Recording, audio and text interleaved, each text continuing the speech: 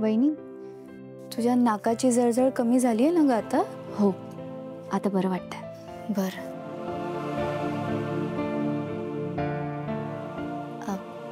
दादा सॉरी म्हणाला का ग? ए पण तू अजिबात माफ करू नकोस त्याला.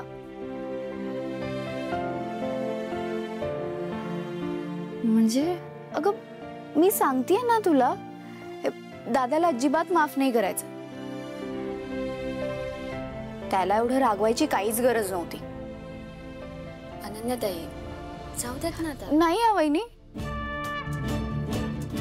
आणि हो, तू पागळायचं वगैरे नाही हा, फक्त सॉरीच म्हणालाय तो. बघू ना अजून काय काय करतो ते.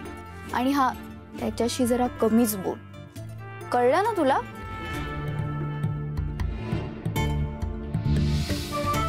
काय म्हणाले मी?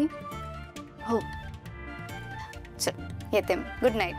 काळजी घे. Good night. अनन्या बरोबर बोलतीये. अथर्व खूप चुकीचं वागले तुझ्याशी. ते सॉरी म्हणाले म्हणून सहज सगळं सोडून देऊ नकोस. ताई अगं, ते सॉरी म्हणालेत मला, आणि मला त्रास झाला म्हणून त्यांना मनापासून वाईट वाटलंय. अच्छा, एका सॉरी तेवढं कळलं तुला? नाही ताई, तसं नाही, पण माफी मागितली आहे ना त्यांनी, आणि मी काहीच बोलले नाही म्हणून त्यांनी स्वतःच्या नाकाला सुद्धा बाम लावून घेतला. अगं काय?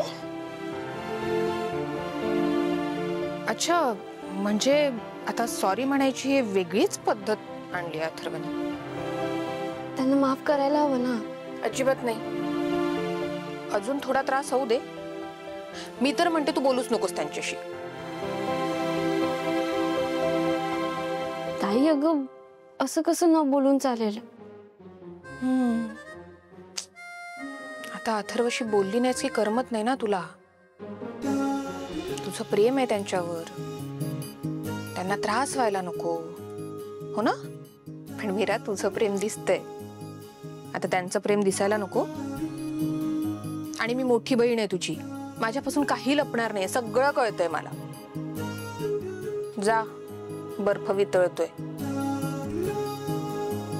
हो.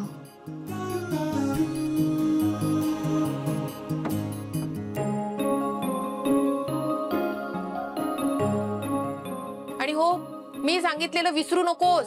बोलायचं नाही म्हणजे नाही.